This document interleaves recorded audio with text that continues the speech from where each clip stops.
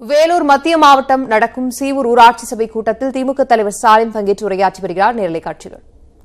முயற்சியில் ஈடுபட உள்ளாட்சி இருந்தா ஒவ்வொரு ஊராட்சிக்கும் தலைவர் இருப்பாங்க, மாவட்ட பஞ்சாயத்து தலைவர் இருப்பாங்க, பஞ்சாயத்து பிரசிடென்ட் இருப்பாங்க, மேயர் இருப்பாங்க, ஒன்றிய சேர்மன் இருப்பாங்க, ஊராட்சி தலைவர் இருப்பாங்க, உங்க ஊருக்கு ஒரு தலைவர் இருப்பாங்க. அவங்க மூலமாக தான் இந்த பணிகள் தான் நம்ம செஞ்சுக்க முடியும். அதுவும் இந்த ஆட்சியில் இல்லை. ஏன்னா அது நடத்தினா திமுக தான் வெற்றி பெறும்னு அவங்களுக்கே தெரியும். அதனால அது நடத்துவதற்கு அவங்க தள்ளி போட்டுட்டே வராங்க. ஆகைய இந்த சூழ்நிலையில நாங்கள் உங்களை எல்லாம் சந்திக்க வந்திருக்கிறோம். ஆக சந்திக்க வந்திருக்கிற நேரத்தில் உங்களை எல்லாம் நான் கேட்டுக்கொள்ள விரும்புவது, திராவிட முன்னேற்ற கழகம் எதையும் சொன்னதை தான் செய்யும், செய்யறது தான் சொல்லுங்கிறது உங்களுக்கு எல்லாம் நல்லா தெரியும். எத்தனையோ முறை நாமும் ஆட்சியில் இருந்திருக்கிறோம். 5 முறை தலைவர் கலைஞருடைய தலைமையில் ஆட்சியில் இருந்திருக்கிறோம். ஆட்சியில் இருந்தப்போ என்னென்ன காரியங்கள் எல்லாம் செஞ்சோங்கிறது உங்களுக்கு தெரியும். இப்ப நடக்கிற ஆட்சி இன்னைக்கா நாளைக்கா அப்படிங்கிற நிலையில தப்பிச்சுக்கிட்டு இருக்கு. முதல் மேல பூனையா இருந்துகிட்டு இருக்கு. அதுக்கு அதை காப்பாத்திட்டு இருக்கிறது யாருன்னு கேட்டீங்கன்னா, மத்தியில் இருக்கக்கூடிய மோடி தலைமையில் இருக்கக்கூடிய ஆட்சி. ஆக எங்க பார்த்தாலும் கொலை, கொள்ளை, கற்பழிப்பு, பாலியல் பலாத்காரம், கமிஷன், கரப்ஷன், கலெக்ஷன், இதுதான் இந்த ஆட்சியில இன்னைக்கு தொடர்ந்து நடந்துகிட்டு இருக்கு. ஆக அந்த ஆட்சிக்கு முட்டு கொடுக்கக்கூடிய ஆட்சி தான் மத்திய ஆட்சி. அந்த மத்திய ஆட்சியும் மதவாத பிடித்திருக்கக்கூடிய ஆட்சியாக, ஆகவே எதை பற்றியும் கவலைப்படாத ஆட்சியாக ஒரு பிரதமர் மோடி டெல்லியில் இருக்கிறார்.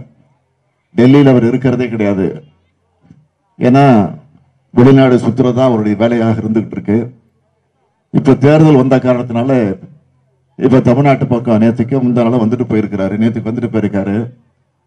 ஆக வந்து தவறான வாக்குறுதிகளும் பொய்யான வாக்குறுதிகளையும் தான் சொல்லிட்டு போயிருக்காரு தவிர மக்களுக்கு என்ன செஞ்சிருக்கோங்கிறத சொல்லலை. செய்ய போறதுதான் 4.25 வருஷம் ஆச்சு. இன்னும் ஒரு 3 மாசத்துல தேர்தல் வரப்போகுது. எதையும் செஞ்சிட்டோம், இதெல்லாம் செஞ்சிருக்கோன்னு திறப்பு விழா நடத்தினாரான்னு கேட்டா திறப்பு விழா நடத்தல. வெறும் அடிக்கல் நாட்டு விழா. இதுதான் செய்ய போறோம்னு ஒரு நாடகத்தை நடத்திட்டு போயிருக்காங்க. இந்த நிலையில் இருக்கக்கூடிய இந்த இந்தியாவை, அதே போல நம்முடைய தமிழ்நாட்டை காப்பாற்றுவதற்கு உங்களுக்கு ஒரு நல்ல வாய்ப்பு வருகிற நாடாளுமன்ற தேர்தல்.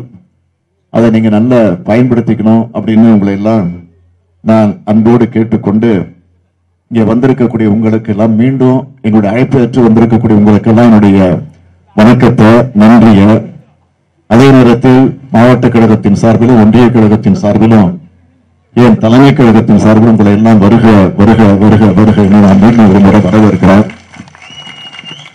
இவ்வளவு ஆர்வமா வந்திருக்கிறீங்க. அது பெண்கள் அதிகமா வந்திருக்கிறீங்க.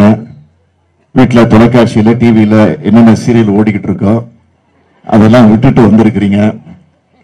அதெல்லாம் விட்டுட்டு வந்திருக்கிறீங்கன்னா உங்களுக்கு ஒரு நம்பிக்கை எங்க மீதுதான், இந்த கட்சியின் மீது, கலைஞர் தலைமையில் வீடு நடை போட்டு கொடுத்த திராவிட முன்னேற்ற கழகத்தின் மீது உங்களுக்கு ஒரு நம்பிக்கை. நீங்க வந்தாதான் இதெல்லாம் செய்வீங்கிற நம்பிக்கையோட நீங்க வந்திருக்கிறீங்க. அதுவும் உங்களுக்கு நல்லா தெரியுது. அந்த நம்பிக்கையோட வந்திருக்கக்கூடிய நீங்கள் அத்தனை பேரும் பேசுவதற்கு நிச்சயம் வாய்ப்பு இல்லை, நேரம் இல்லை. நீங்க அவசியம் ஒரு 10 பேர் 15 பேராவது பிரச்சனைகள் ஏதாவது இந்த ஊரை பற்றி, இந்த ஊர்ல என்னென்ன குறைபாடுகள் இருக்குங்கிறத சுருக்கமா நீங்க பேசுனீங்கன்னா அதெல்லாம் நான் குறிச்சு வச்சுக்கிட்டு நம்முடைய துரைமுருகன் மூலமா, காந்தி மூலமா, நம்முடைய நந்தகுமார் மூலமாக சம்பந்தப்பட்ட அதிகாரிகளோடு நாங்கள் உடனடியாக பேசக்கூடிய வாய்ப்பு எங்களுக்கு இருக்கு. ஆக பேசி அதை முடிஞ்ச வரைக்கும் நாங்கள் தீர்த்து வைப்போம். ஆக தீர்த்து வைக்கக்கூடிய பிரச்சனையை தீர்த்து வைப்போம். தீர்த்து வைக்கப்பட முடியாத பிரச்சனையை ஆட்சிக்கு வந்ததுக்கு பிறகு உடனடியாக நிச்சயமாக அதையெல்லாம் நாங்கள் தீர்த்து வைப்போம். மனு எல்லாம் கொண்டு வந்திருந்தா அப்படியே வச்சிருங்க. கூட்டம் முடிச்சுட்டு போகும்போது அத்தனை நான் இருந்து வாங்கிட்டு போறேன். யாரும் நடுவில் குறுக்க வந்து யாரும் கொடுக்க வேண்டிய அவசியம் இல்லை. எனவே பேச விரும்புறவங்க எழுந்து நின்னீங்கன்னா உங்க இடத்துல மைக் கொடுப்போம். அங்க இருந்த 2 நிமிஷம் பேசுங்க. பேசின கருத்தை திரும்பி யாரும் பேச வேண்டாம். ஏன்னா நேரம் இல்லை.